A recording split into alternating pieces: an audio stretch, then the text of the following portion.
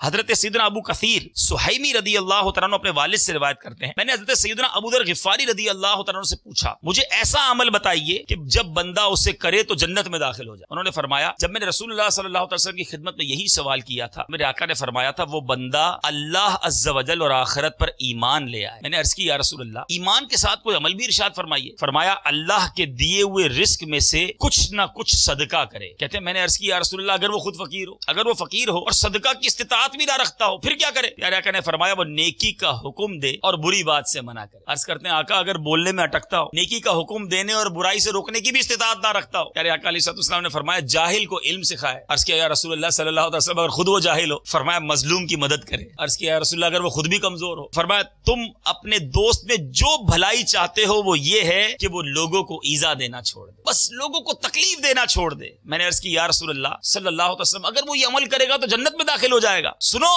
میرے آقا کا فرمان سنو اور جھوم جاؤ۔ میرے آقا فرماتے ہیں جو مسلمان ان اعمال میں سے کوئی ایک عمل بھی کرے گا میں خود اس کا ہاتھ پکڑ کر اسے جنت میں داخل کر دوں گا۔